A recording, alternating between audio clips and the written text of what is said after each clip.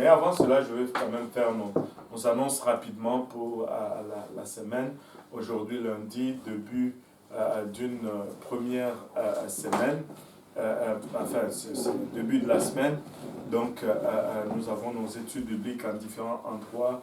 Pierrefonds, Est, Pierrefonds et à l'Est. Et bien sûr, à Saint-Laurent, ici. Bon, on n'est pas techniquement à Saint-Laurent, mais c'est l'étude biblique de Saint-Laurent. Amen. Et demain, mardi, c'est l'étude biblique ou le service plutôt de Hochelaga, du bunker secret, l'endroit secret. Alléluia.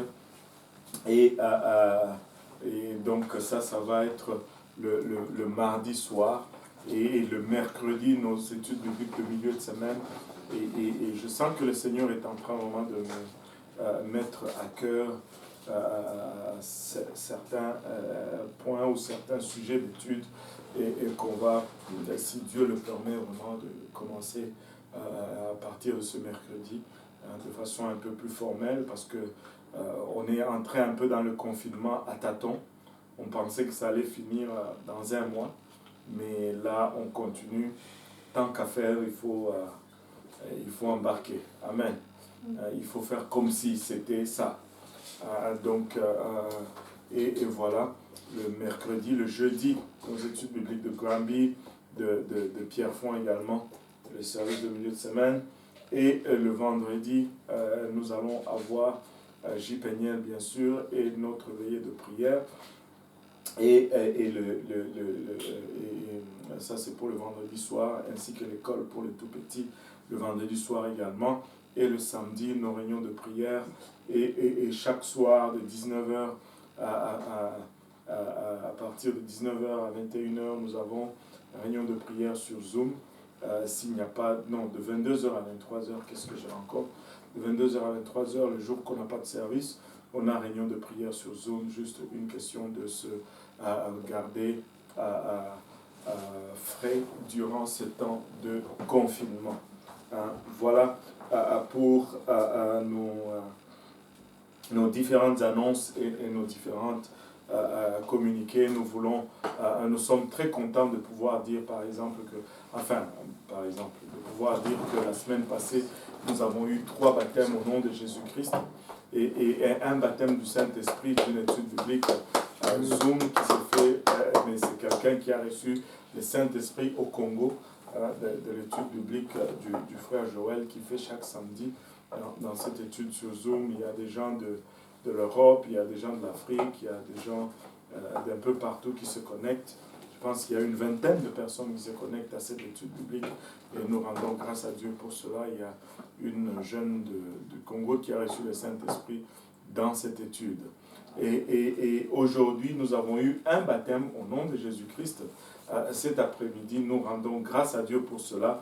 Et laissez-moi vous dire que nous sommes en plein réveil et Dieu est en train de faire. Amen. Alléluia. C'est un temps de tout enthousiasme, de toute excitation pour vivre pour Dieu. Et je sais qu'il y a plusieurs opportunités qui se présentent et c'est à nous de les saisir. Amen. Amen. Alléluia. Donc, aujourd'hui, nous allons commencer et laissez-moi vous dire ceci. Si vous êtes moindrement nouveau à l'Église, vous allez réaliser très vite que nous mettons beaucoup d'emphase sur explorons la parole de Dieu. Explorons la parole de Dieu, vraiment, c'est l'étude qui a bâti l'Église. Et au fait, il n'y a pas 5-6 Bibles, il n'y en a qu'une seule Bible. Et cette Bible, c'est une parole vivante. Et plus tu l'étudies, plus tu l'assimiles, plus tu grandis dans le Seigneur. Donc, on ne va jamais assez étudier la parole du Seigneur. Et laissez-moi vous dire ceci, j'en ai déjà fait des études bibliques, je ne sais pas combien de fois j'ai parcouru cette charte du début jusqu'à la fin, mais je peux vous assurer qu'il n'y a pas un seul instant où j'ai fait cette étude, c'est-à-dire que je l'ai parcouru du début jusqu'à la fin sans que le Seigneur me montre quelque chose de nouveau. Donc, c'est aussi non seulement un apprentissage non seulement une acquisition de connaissances, mais aussi bien un apprentissage pour nous et pour vous qui êtes appelés à enseigner cette étude à d'autres personnes que nous n'allons pas probablement rencontrer. Voilà, ainsi nous allons relancer aujourd'hui, explorons la parole de Dieu et nous allons voir encore cette parole merveilleuse, cette parole extraordinaire. Il n'y a rien de comparable à la parole de Dieu.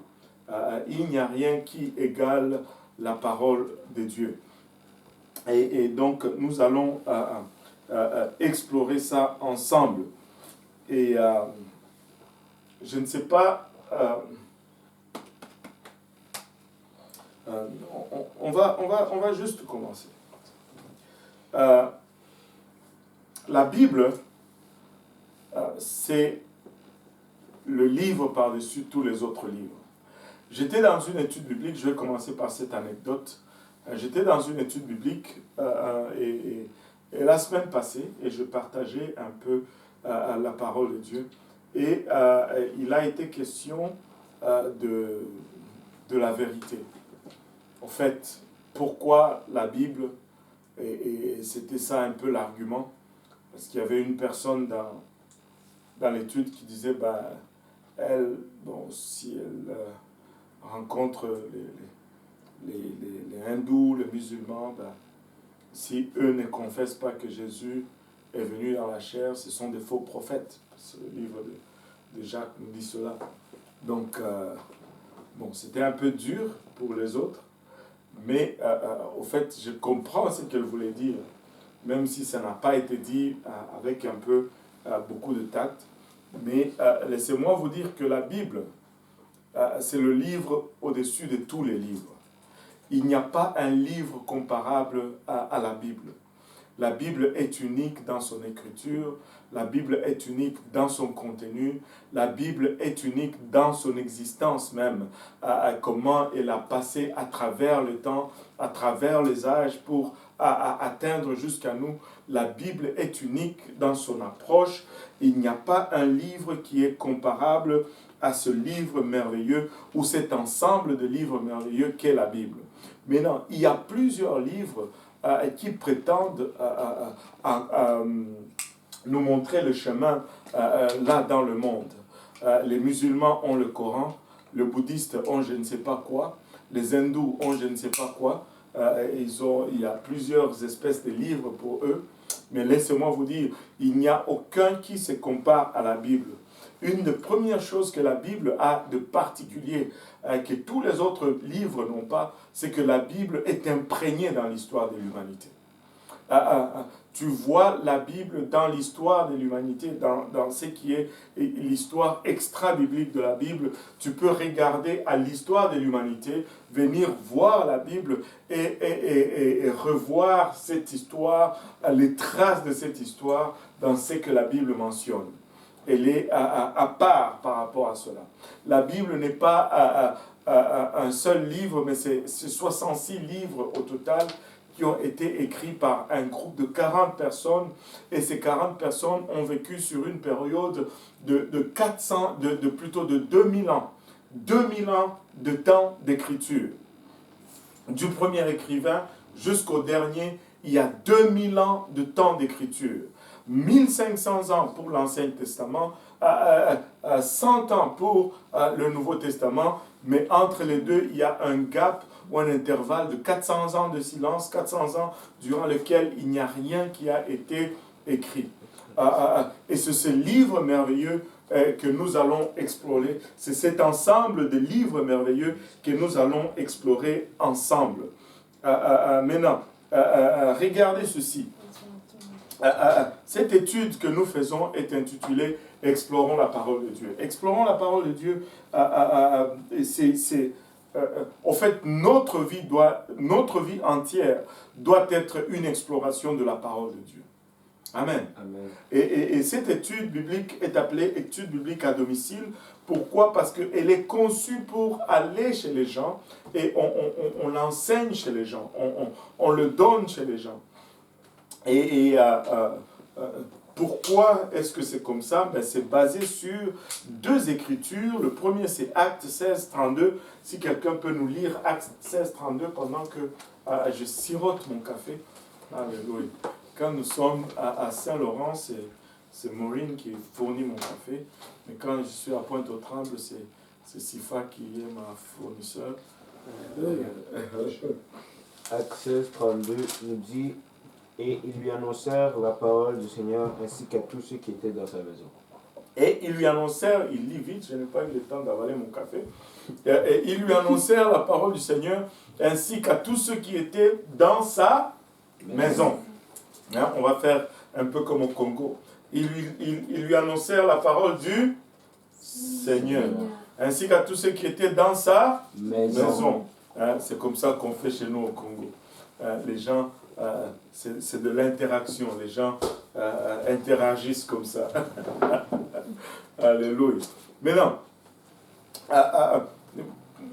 pourquoi ce verset se retrouve dans le livre des Actes? Au fait, l'origine de ce verset est très simple, c'est que au début, quand l'Église est née, les apôtres, bien sûr, il y avait juste 120 personnes. Ils n'avaient pas de structure, ils n'avaient pas de bâtisse, ils n'avaient pas d'édifice. Ainsi, au début, ils se rencontraient dans les maisons des gens. Ils allaient de maison à maison et il a enseigné ainsi la parole du Seigneur. Et des fois, tu les retrouvais dans les synagogues. Et ils se retrouvaient dans les synagogues et ils prêchaient la parole du Seigneur, mais les synagogues étaient gérées par les Juifs. Et des fois au temple ou les synagogues, est-ce qu'il y a quelqu'un qui peut me dire la différence entre le temple et la synagogue? Est-ce que les synagogues, c'est pour genre les un peu plus avancés dans la parole? Il faut parler fort. Est-ce que les synagogues, c'est pour ceux qui étaient un peu plus érudits de la parole? Non. Le bâtiment? Non. Yoann? Je ne sais pas. Je déclare forfait comme ça. Je ne veux même pas te battre. Mince. Ok. L'enthousiasme est à 110% là. Alléluia. Et la différence est tout simplement celui-ci. Il n'y a qu'un seul temple. Et le temple est à Jérusalem. Et dans le temple, il y a l'arche de l'Alliance. Et l'arche de l'Alliance, c'est là où se manifeste la présence de Dieu. Maintenant, on ne peut pas rebâtir, on ne peut pas bâtir de temple. Le temple, au fait, est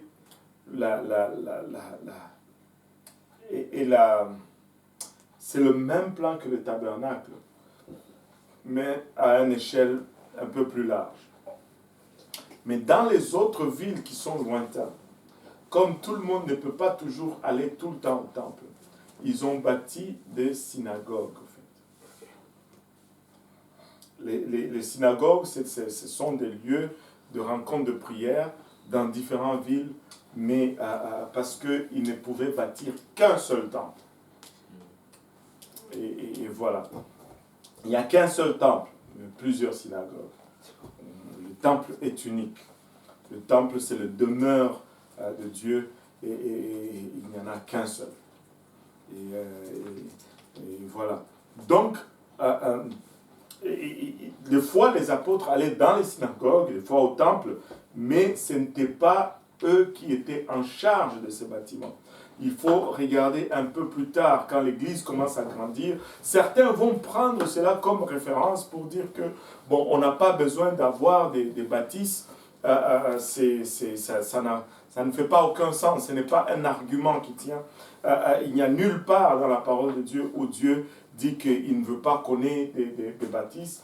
On a des bâtisses pour faciliter l'évangélisation, la formation et toutes ces choses, est très légitime. Mais tu ne vois pas cela dans l'étape primaire de l'Église, aussi simplement que ça. Et même de nos jours, tu peux voir ce même processus. Quand une église est en train de naître, quand on est en train de planter une église, on est peu nombreux, on n'a pas besoin de bâtisse. Et on va se réunir dans la maison de quelqu'un, mais des fois dans plusieurs maisons, jusqu'à ce qu'on soit en mesure de supporter un bâtiment. Et là, on a un centre approprié et consacré pour la formation et la propagation de l'évangile, ce qui est très approprié. Tu sais, un jour, j'ai travaillé avec un groupe à Longueuil et ils ont découvert l'unicité de Dieu, le baptême au nom de Jésus. J'ai travaillé avec eux pendant un bout. Et là, ils ont dit, bon, ils ne veulent pas qu'on continue parce qu'eux, ils ne croient pas dans les églises des baptistes. Ils ne croient pas qu'on doit avoir un bâtiment comme église. J'ai dit, j'ai essayé de les expliquer, ils n'ont pas vraiment cru à ce que j'essayais de leur montrer. J'ai dit, c'est correct. Et j'ai continué à aller le voir de temps en temps. Et jusqu'à ce qu'un jour, il se réunissait plusieurs familles. Et là, je vais un jour, là, il y avait une famille qui n'était pas là. Et c'était la seule famille qui avait des petits-enfants. Ils avaient, je pense, 2 ou 3 petits-enfants. Mais ces enfants-là étaient un peu vivants, on va dire. Ils étaient un peu mouvementés. Amen. Et ce jour-là, j'arrive, je dis, mais la famille telle n'est pas là aujourd'hui. Et vous savez qu'est-ce qu'ils m'ont dit? Ils m'ont dit, on leur a dit de ne pas venir. Je dis, mais pourquoi? Ils disent, parce que avec leurs enfants, c'était difficile, ça devenait une distraction pour tout le monde. J'étais choqué. J'étais choqué. Justement, c'est pourquoi on a des baptistes, pour avoir une structure qui nous permet de répondre à plusieurs besoins. À plusieurs besoins. Et maintenant, là, on dit qu'on ne veut pas une église, mais on ne veut pas un bâtiment, mais on se débarrasse d'une famille. Donc, eux, ils ne peuvent pas... en tout cas, je ne sais pas. Écoutez, c'est difficile de voir les choses que les gens avancent. Anyway, là, les apôtres allaient de maison à maison. Il y a beaucoup d'avantages à aller de maison à maison. C'est pourquoi nous vous encourageons à aller de maison à maison et d'enseigner la parole du Seigneur. Encore d'autres anecdotes. Cette étude biblique de lundi, c'est l'étude la plus longue qu'on a eue. Cette tradition a commencé, ça devait être l'étude du pasteur Yannick lui-même, en chair et en os. On a commencé chez lui. Après, on ne pouvait plus la continuer chez lui. On est allé chez le frère Apo. Et chez le frère Apo, c'est là où vraiment cette étude a pris racine. Je pense que j'en avais fait allusion un peu il y a 4 ou 5 semaines. On a commencé à faire cette étude chez le frère Apo. Il y avait plusieurs étudiants qui venaient sur Saint-Kevin's. Pardon, ils étaient nombreux. On pouvait se retrouver à 30 dans un petit appartement et pas plus grand que cet espace ici. Et là, l'endroit est devenu petit. On est allé chez le frère Lionel et il habitait quelque part là, Quartier-Ville. Et après, on est sorti de là, on est allé chez le frère Ludovic et le frère Simplice, je pense. Ils habitaient les deux. On est allé là-bas et après, c'est devenu aussi petit. Et on est sorti de là pour aller maintenant à l'église où on les fait dans le sous-sol chaque lundi soir. Mais le groupe n'a fait que grandir, le groupe n'a fait que se multiplier. Et maintenant, il y a eu plusieurs anecdotes. Je vais d'abord juste peut-être couper un peu les anecdotes, sinon on va être longtemps ici. Les avantages qu'on a quand on amène cette parole à la maison. Le premier avantage, c'est que des fois, tu vas te retrouver dans des foyers où ce n'est pas tout le monde qui vient à l'église, ce n'est pas tout le monde qui va à la maison de Dieu. En amenant cette parole chez eux, tu as l'opportunité de les atteindre aussi. J'ai déjà vécu des cas comme ça. Et l'autre chose que tu accomplis en apportant cette parole dans la maison, c'est que tu crées une atmosphère dans ta maison. Tu changes ou tu altères l'atmosphère de la maison. Je ne sais pas si vous avez déjà remarqué cette différence entre la maison et l'église. Quand tu rentres dans l'église, tu as cette sensation de paix et de tranquillité. C'est comme si c'est facile de connecter quand tu commences à prier dans l'église. C'est très simple. C'est parce qu'il y a tellement de prières qui s'est fait en ces lieux. Et il y a tellement de paroles de Dieu qui se partagent en ces lieux. C'est un lieu de rendez-vous angélique. Et là, c'est facile. L'atmosphère est différente dans ce point-là. Maintenant, tu peux créer cette même atmosphère chez toi si tu satures ta maison de prière, si tu satures ta maison de la parole de Dieu. Tu vas créer cette même atmosphère. Et tu vas faire de ta maison un lieu où ça devient facile de connecter. Je connais la maison de quelqu'un, je vais vous donner un exemple. Je connais la maison de quelqu'un, cette personne priait chaque matin à genoux, à côté de son canapé. C'était son lieu de prière. Et, la personne priait chaque matin, et c'était son lieu de prière, chaque matin. Et jusqu'à ce qu'un jour, un des frères de l'église est allé visiter cette personne. Mais le frère s'est assis à la place où cette personne priait chaque matin. Ce n'était pas 5 minutes, le frère qui visitait, qui était assis là, a commencé à dire « Waouh, je ressens vraiment la présence de Dieu en ces lieux. Waouh, j'ai envie de prier. » Et si on priait? Et là, pour quelques minutes, cette fraternité s'est transformée en réunion de prière. Vous savez pourquoi? C'était tout simplement parce que le frère qui visitait était assis sur l'autel de la personne. C'est pourquoi on encourage les gens à avoir un lieu précis de prière. Donc tu peux influencer ta maison comme ça, changer l'atmosphère de ta maison comme ça, et ça c'est tout simplement extraordinaire. Maintenant, regardez,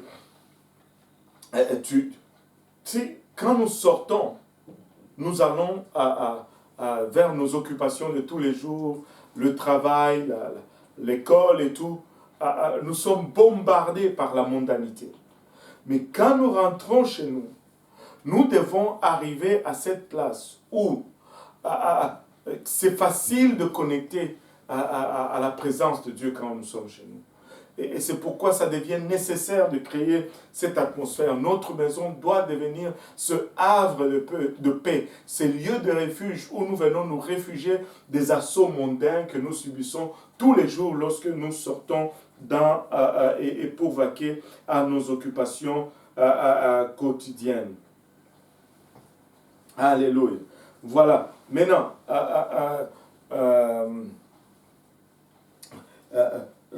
c'est pourquoi c'est bon que nous continuons cette tradition d'aller dans les maisons et d'apporter la parole du Seigneur. Deuxième raison biblique qu'on trouve encore pour faire cette étude biblique à domicile, c'est le livre de Actes, chapitre 17, et le 11e verset qui nous dit « Ces Juifs avaient ces sentiments plus nobles que ceux des Thessaloniques. » Est-ce que tu peux nous lire le verset 10 aussi? Ok. Aussitôt les frères... le 9, non. Lis 9. 9 à 11. 9 à 11. Qui ne laissèrent... Est-ce que je commence par lui? Par ces paroles, ils émurent la foule et les magistrats qui ne laissèrent aller Jason et les autres, qu'après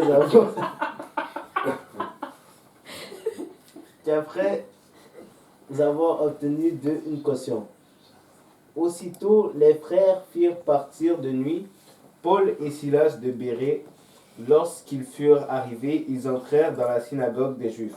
Ces Juifs avaient des sentiments plus nobles que ceux de Thessalonique.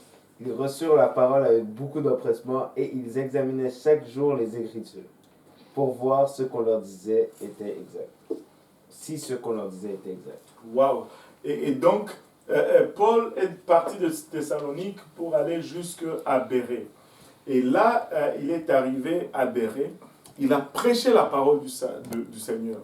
Et il s'est rendu compte d'une chose, que les chrétiens de Bérée avaient des sentiments, comme il le dit, plus nobles que ceux de Thessalonique. Pourquoi? Il dit, parce qu'ils s'empressaient de sonder les Écritures chaque jour pour voir si ce qu'on leur disait était exact.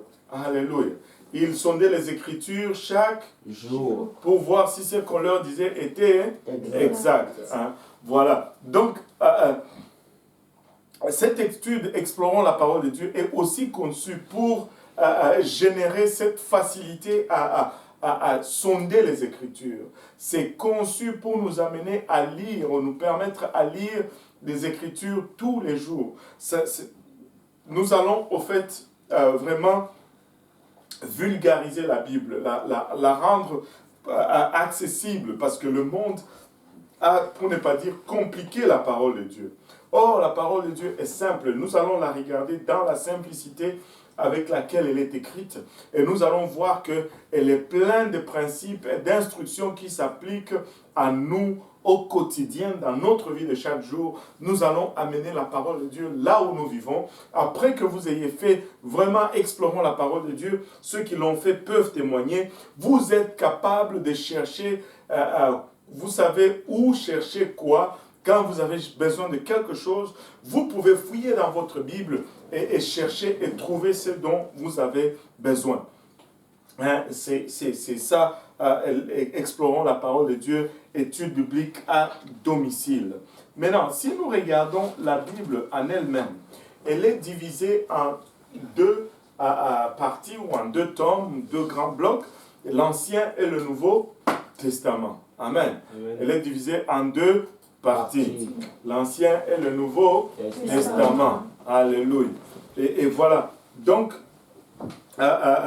et si on regarde l'Ancien Testament, si on veut vraiment comprendre tout ce qui se passe et tirer les leçons de vie qui nous sont données, nous devons développer une façon de regarder l'Ancien Testament. Et la meilleure façon de regarder vraiment l'Ancien Testament, c'est de la regarder par rapport à la relation qui y est décrite, la relation entre Dieu et l'homme qui y est décrite. Nous allons voir à travers le temps que cette relation entre Dieu et l'homme évolue ou change. Au début, ça commence à la création. Dieu crée l'homme, il le place dans le jardin d'Éden, et là, l'homme était innocent, il ne connaissait ni le bien ni le mal, il est dans le jardin, et sa relation avec Dieu était basée sur l'innocence. Parce qu'il était innocent, il avait une relation avec Dieu. Et aussi longtemps qu'il gardait cette innocence, il gardait cette relation avec Dieu. Et nous pouvons le voir même dans nos vies aujourd'hui. Quand nous naissons, nous sommes innocents. Hein?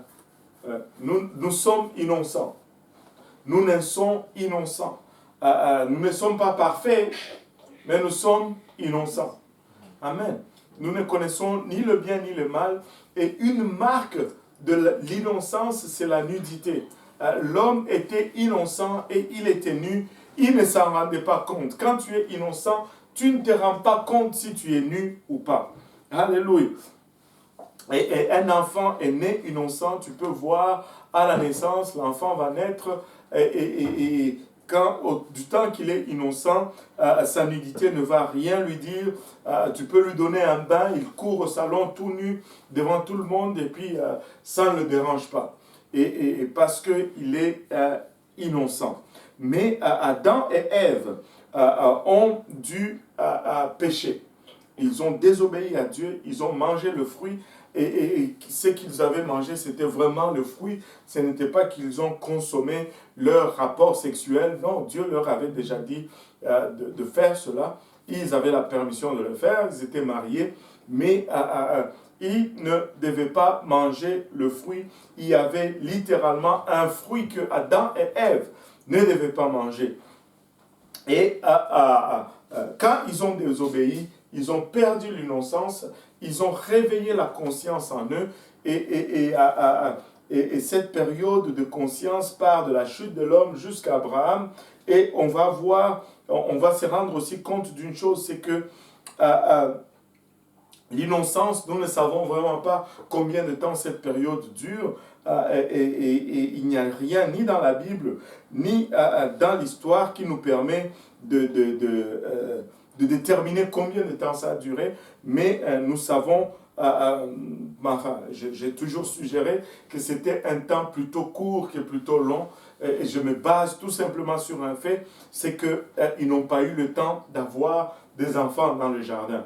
Alors, c'était plutôt court que long. Est-ce que c'était une semaine? Je ne sais pas. Est-ce que c'était un mois? Je ne sais pas. Ce que je sais, ce n'était probablement pas 10 ans. Parce que si c'était 10 ans, ils allaient avoir le temps, j'espère, ou je pense, d'avoir au moins leur premier fils avant de quitter le jardin. Maintenant, la conscience part d'Adam, plutôt de la chute d'Adam jusqu'à Abraham, et nous voyons que après qu'il ait chuté, après que l'homme a chuté, ça a réveillé cette conscience en lui, et cette conscience, c'est la petite voix que nous avons aujourd'hui, même aujourd'hui nous l'avons, ça nous parle, et quand tu fais bien, ça t'approuve, quand tu fais mal, ça te condamne. C'est pourquoi deux fois tu vas faire quelque chose, même si tes parents ne sont pas au courant, mais tu te sens juste un peu mal, n'est-ce pas, Johan? Même s'ils ne savent pas, et tu te sens un peu mal. Et c'est parce qu'il y a une conscience qui te condamne pendant que, même si, bien entendu, tes parents ne savent pas. Et cette conscience était la base de cette relation. Donc la relation entre Dieu et l'homme était vraiment basée sur la conscience. Et la conscience va nous conduire d'Abraham, plutôt de la chute de l'homme jusqu'à Abraham.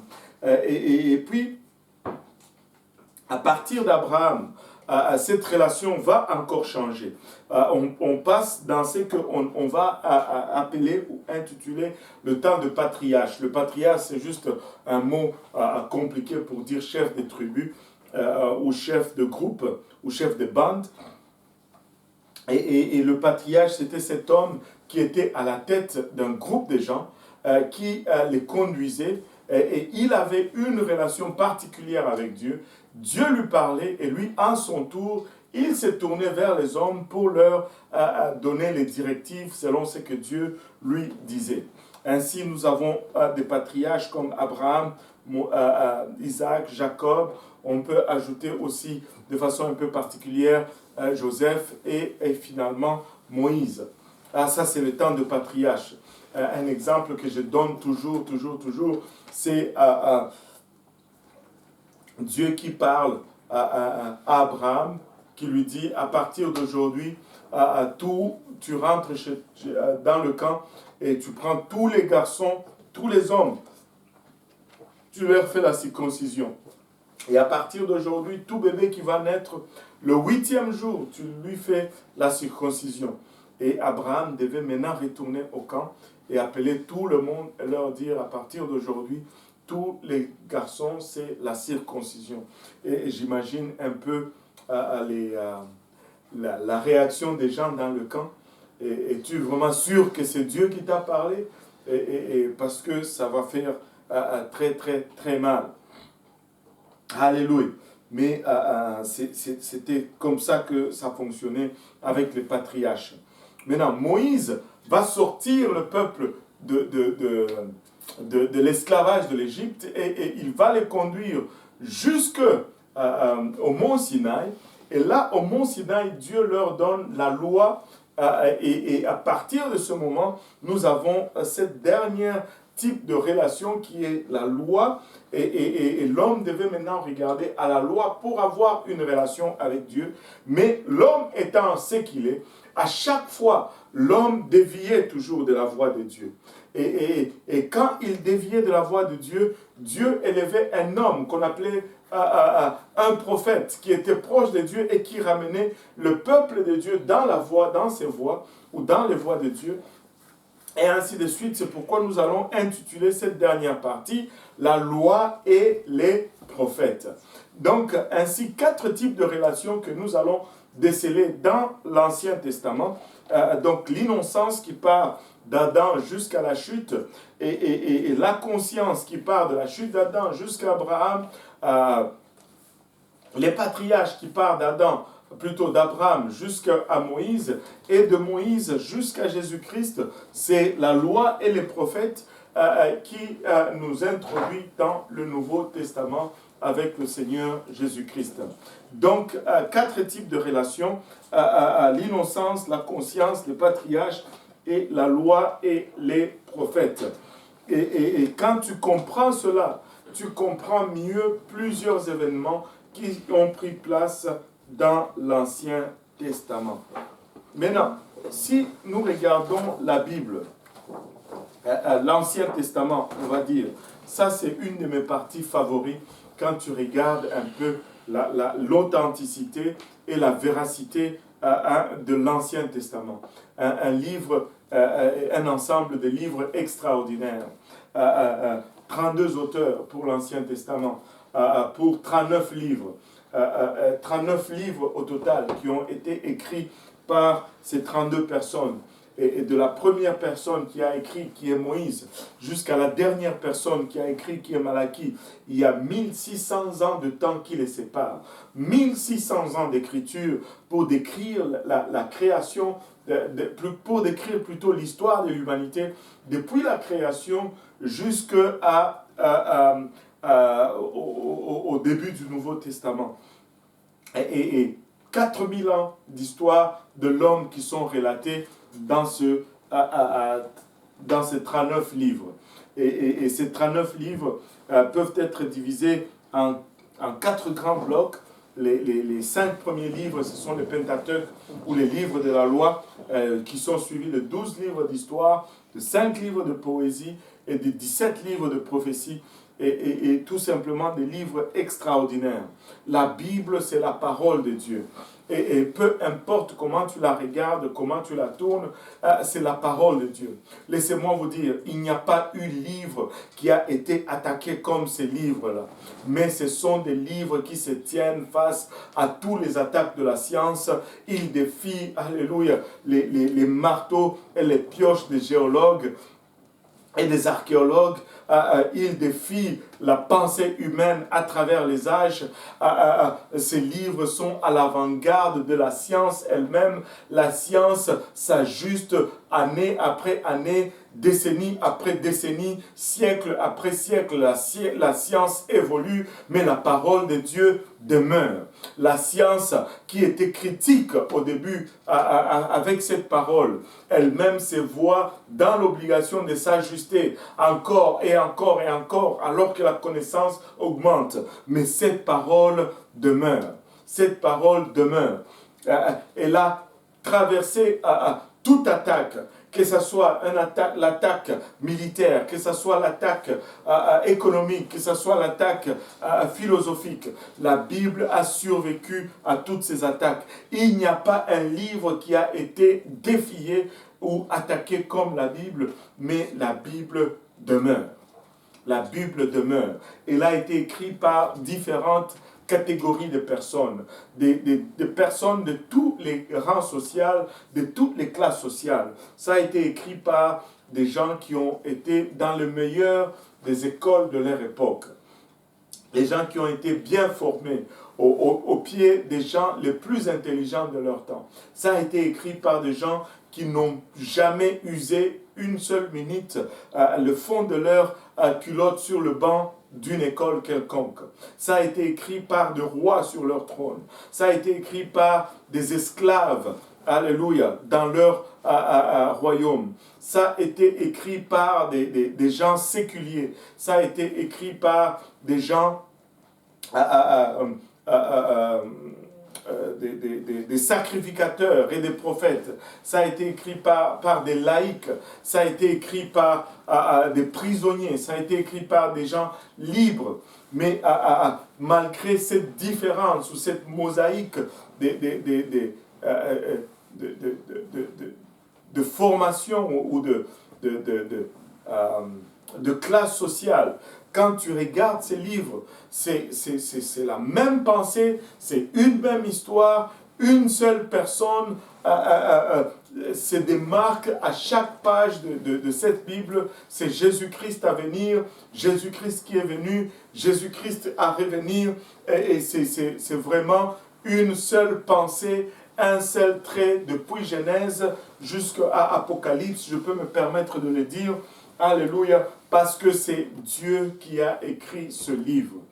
Et quand on dit que Dieu a écrit le livre, la Bible, les gens nous disent non, non, non, c'est Pierre, Paul et autres qui ont écrit. Oui, bien sûr, c'est Pierre, Paul et autres qui ont écrit, mais Dieu les a utilisés pour écrire. Hein? Alléluia. C'est Dieu qui les a utilisés pour écrire. Parce que ils ont écrit des choses, au fait, qui les dépassaient. Des choses sur lesquelles ils n'avaient même pas de connaissances. La Bible, c'est la parole inspirée de Dieu. Jonathan, tu avais un verset là-dessus? 1 Timothée 3,16. Lis-nous 1 Timothée 3,16. Lis-le.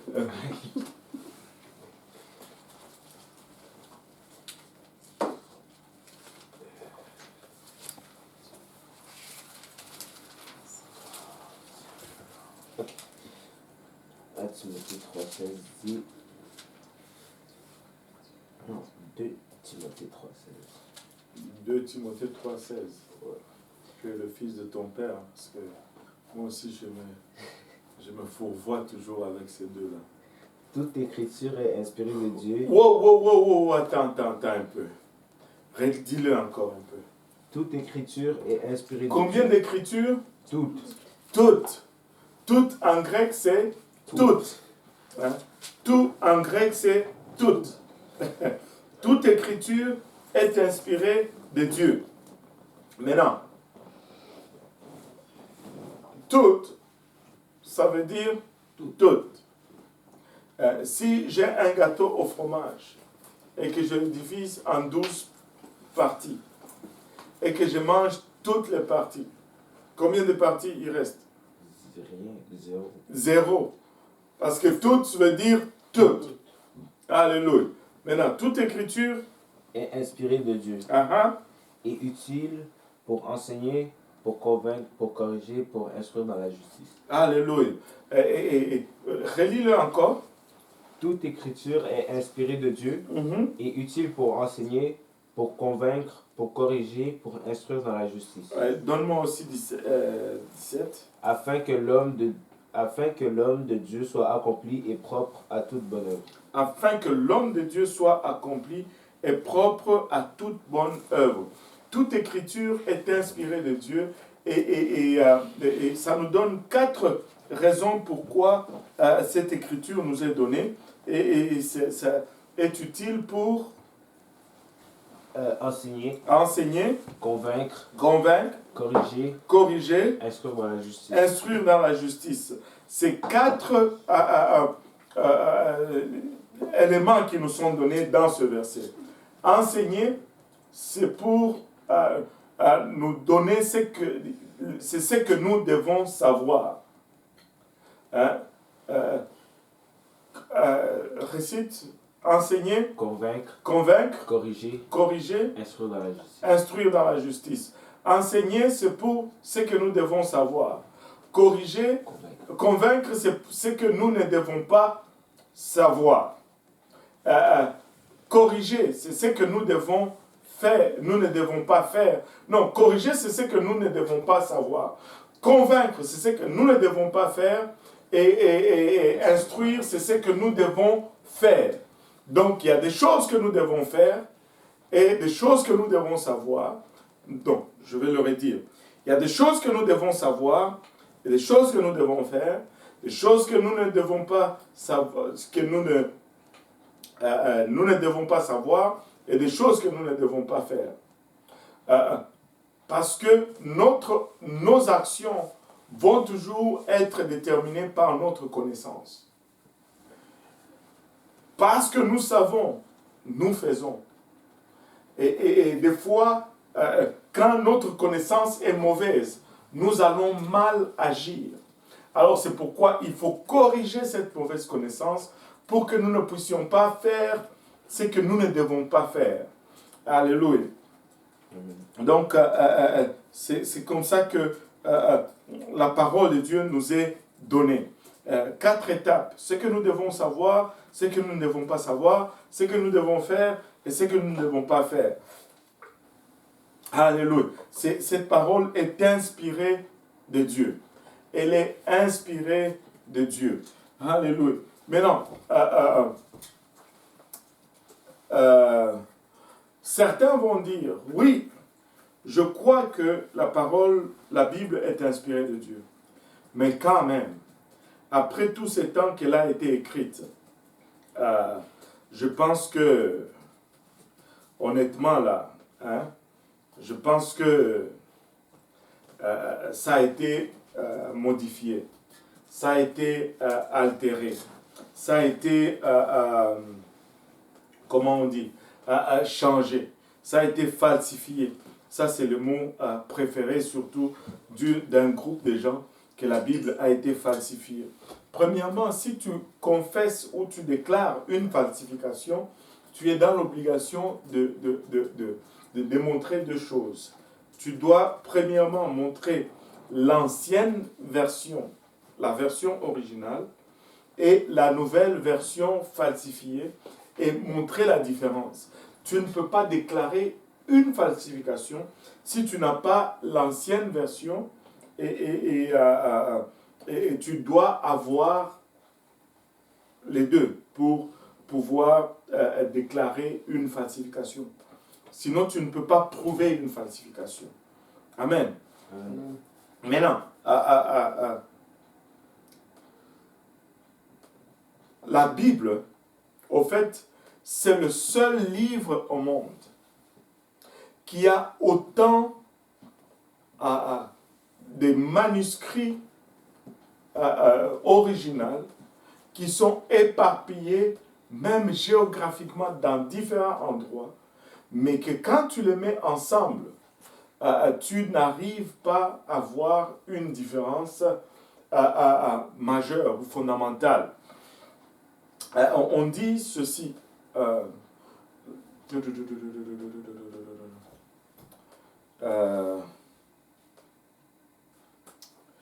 là là là là.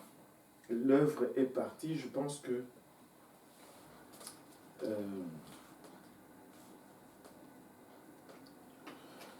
c'est qui a...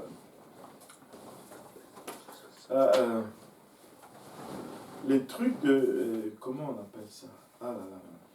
Je ne veux pas donner une fausse information. Je vais aller la vérifier d'abord. Mais la Bible, c'est le livre qui a le plus de manuscrits qui démontre son authenticité. Il n'y a pas un seul livre au monde qui a autant de crédibilité que la Bible par rapport à la quantité de manuscrits qu'on découvre jour après jour, année après année, qui démontrent non seulement l'originalité ou l'authenticité de la Bible, mais aussi que ce livre a été préservé. Un des livres qui était en doute pendant longtemps, c'était le livre de Jean, l'évangile de Jean. On disait de l'évangile de Jean que ça a été écrit. Au fait, l'évangile de Jean serait, si je ne m'abuse, un des livres qui a été écrit le plus tard de la Bible. Mais les gens disaient que bon, tellement que les copies ou les manuscrits qu'on trouvait dataient des années trop avancées pour qu'on arrive à créditer cela à Jean, à l'apôtre Jean. Tout le monde disait que si on date le manuscrit qu'on a et qu'on regarde la probabilité du temps où ça a été écrit, il y a un décalage. On n'arrive pas à reculer assez longtemps pour amener l'écriture du livre de Jean à l'époque où Jean avait existé. Amen. Alléluia. J'ai perdu la moitié de mon... Amen. Alléluia. Mais ce n'est que dernièrement,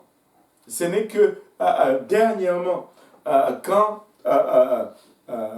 dans une fouille, je pense dans une des vieilles bibliothèques en Alexandrie, ils ont trouvé un bout de parchemin. Quand ils l'ont décodé, ils ont tout de suite trouvé que c'était l'évangile de Jean. Et quand ils ont daté ce bout de parchemin tombait dans les années, entre les années 60 et les années 80 de notre ère, ce qui remettait ou qui ramenait l'écriture de l'évangile de Jean dans l'existence de l'apôtre Jean. Et bingo, la preuve a été faite et la Bible demeure encore le livre le plus authentique que le monde n'ait jamais connu. Dieu préserve sa parole. Dieu préserve sa parole.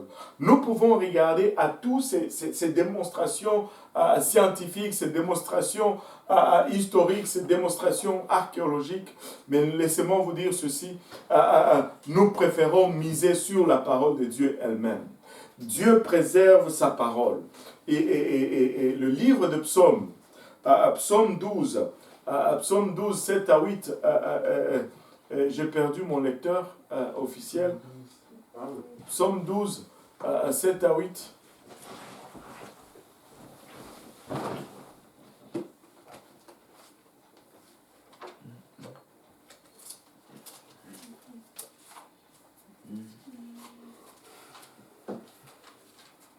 Psaume 12, 7 à 8. Ça dit, les paroles de l'Éternel sont des paroles pures. Les paroles de l'Éternel sont des paroles pures. Un argent éprouvé sur terre au creuset, et 7 fois épuré. Et 7 fois épuré. Toi, Éternel, tu les garderas, tu les préserveras de cette race à jamais. Tu les préserveras de cette race à jamais. J'aime ce verset, parce que c'est un des versets les plus puissants qui parle de la préservation, non seulement de la préservation, mais de l'authenticité de la parole de Dieu. Il dit que la parole de l'Éternel, c'est comme un argent éprouvé au creuset, 7 fois épuré. Là, il est en train de décrire le processus de la purification de l'argent, de ce métal précieux qu'on appelle l'argent. Quand tu veux purifier l'argent, tu le chauffes jusqu'à ce que ça fonde. Tu le fais fondre à 7 fois. Et à chaque fois que tu le chauffes, et qu'il devient liquide, les impuretés montent à la surface. Et tu les laisses refroidir, tu enlèves ces impuretés, tu le réchauffes encore. Ce qu'il y avait comme impureté va monter encore à la surface. Et si tu refais 7 fois, à la 7e fois, il n'y a plus d'impuretés qui montent, mais plutôt l'argent devient brillant. La surface de l'argent devient lisse et brillante. Et elle commence à réfléchir à l'image de celui qui est en avant de cet argent. Et quelle anecdote, Dieu ne nous donne jamais rien comme ça au hasard. Vous savez pourquoi la plupart des gens n'aiment pas la parole de Dieu? Parce que quand tu commences à la lire, tu te vois là-dedans. Et quand tu commences à t'y voir, tu vois tous tes défauts. Au lieu de fuir la parole de Dieu, prends ce miroir qui est la parole de Dieu, qui reflète qui tu es. Prends ce miroir, vois les défauts de ta personne et corrige ces défauts. Au lieu de de voir cela et de fuir. En majorité, les gens n'aiment pas la parole de Dieu parce que la parole de Dieu nous expose à nous-mêmes qui nous sommes. Quand nous regardons dans cet argent épuré, nous voyons le reflet de qui nous sommes. Pour longtemps, nous nous sommes mentis à nous-mêmes, nous disant que nous étions bons, nous étions ceci, selon nos standards. Mais quand nous nous regardons maintenant dans la parole de Dieu, nous voyons réellement qui nous sommes, et pouf, et nous n'aimons pas cela, et nous fouillons. Mais ce n'est pas la réaction à avoir. Ce qu'il faut faire, c'est vraiment, c'est comme si tu allais te regarder dans le miroir, tu vois que tu as, je ne sais pas, un morceau de pondou entre les dents, tu ne fouilles pas le miroir. Hein, tu ne fouilles pas le miroir parce que tu as un morceau de pondou dans les dents. Par contre, tu restes encore dans le miroir, tu t'assures que le morceau de pondou sort des dents. Mais quand vient le temps de la parole de Dieu, on préfère fuir. Il ne faut pas fuir la parole de Dieu. Dieu nous aime, c'est pourquoi il nous donne les reflets de qui nous sommes, afin que nous puissions corriger et améliorer qui nous sommes. Amen. Amen. Donc, maintenant, la parole de Dieu, elle est authentique, elle nous a été donnée, elle a été préservée malgré les attaques, mais elle est restée authentique, elle est parvenue jusqu'à nous. Tu peux faire confiance à la parole de Dieu.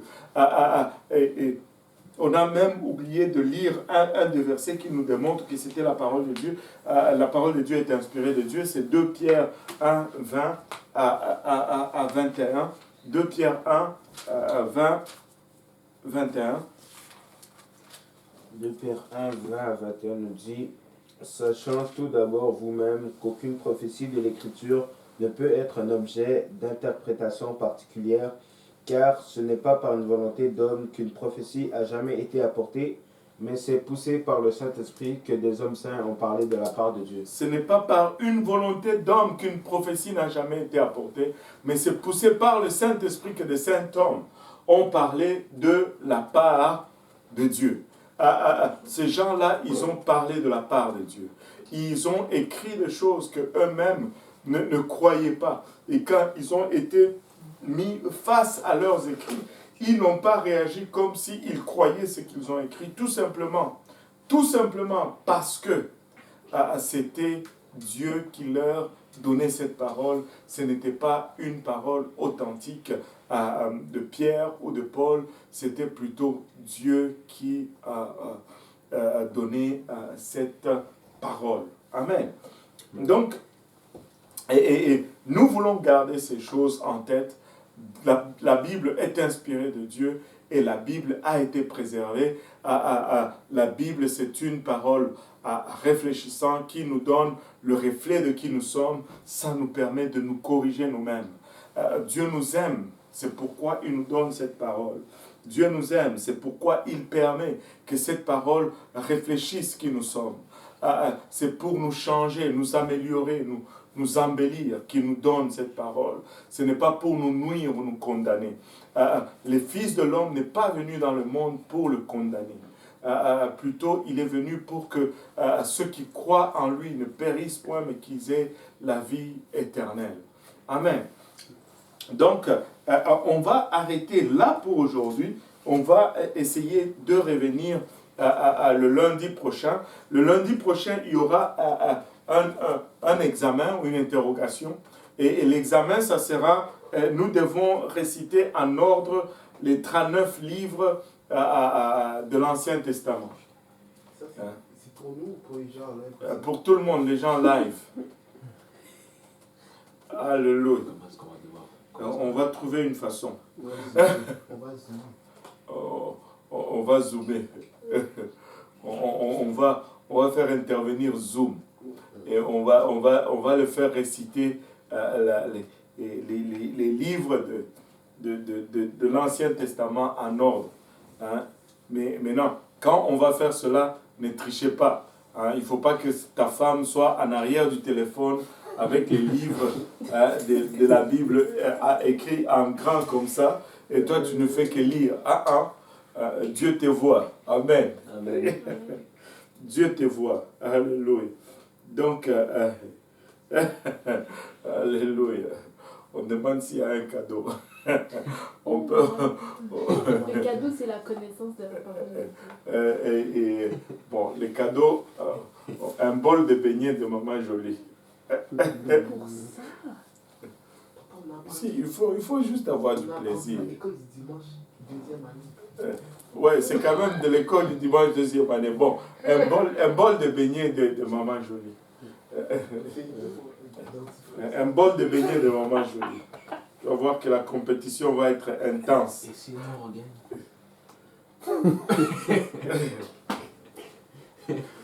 Tu remets le bol à jeu. Un bol de poing. Une table dans le dos.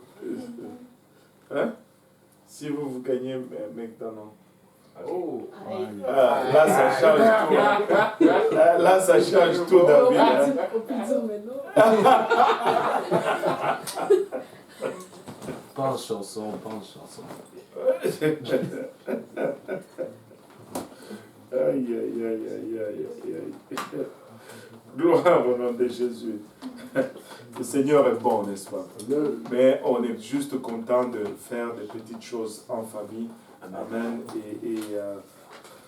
Et c'est un plaisir que de partager la parole du Seigneur ensemble et de vivre ce que nous sommes en train de vivre ensemble. Amen. Amen.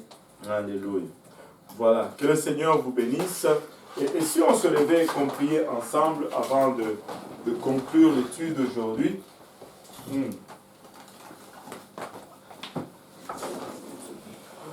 Alléluia. Merci Seigneur. Le Seigneur est bon, n'est-ce pas? Amen. Il a été bon et il est un Dieu vraiment fidèle. Prions tous ensemble. Alléluia. Papa, nous te rendons grâce encore une fois pour ton amour, ta bonté, ta fidélité. Nous te remercions, Éternel, pour le privilège que nous avons eu de partager ta parole ensemble, Seigneur, de nous réunir, Papa, en ce temps, Seigneur. Papa, il a wachata de nous rafraîchir dans ta présence. Merci pour cette famille précieuse que tu nous accordes, Papa, que tu nous permets de faire partir, Papa. Rien de tel que la famille de l'Église, rien de tel que la famille de Jésus-Christ, ô Éternel. Père éternel, alors que, Papa, nous avons partagé le peu que nous avons pu, Seigneur, permets que cela demeure en nous et que ça puisse produire de fruits dignes de repentance et que ce fruit nous conduise jusque dans la vie éternelle, que ce fruit génère, Papa, à nous l'amour, Papa, de ta parole, le désir de passer du temps, Papa, dans ce livre merveilleux. Père éternel, étends ta main encore une fois, nous te prions, Seigneur Jésus-Christ. Papa, sur tous ceux qui nous écoutent, aussi bien d'ici à Montréal que de partout ailleurs, Seigneur. Papa, rencontre chacun de nous au lieu de nos besoins, Seigneur. Papa, en ces temps difficiles, que tu sois notre étendard, notre bouclier, notre provision et notre protecteur, Seigneur. Protège tes enfants, au Père, il a bachata de toute contamination. Garde-nous, Papa, il a bachata là-bas, et permets au Père, il a bachata, que nous puissions, Seigneur Jésus-Christ, sortir tous ensemble, Papa, de ce temps de crise, Seigneur.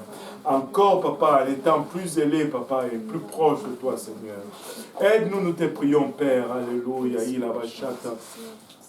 Garde-nous, Papa, alors que nous allons nous séparer pour le restant de cette nuit et le restant de la semaine qui suivent. Papa, garde-nous jusqu'à ce que nous allons nous rencontrer prochainement. Nous te prions avec action de grâce dans le cœur. Nous disons tous au nom de Jésus. Au nom de Jésus. Alléluia. Battons nos mains pour le Seigneur.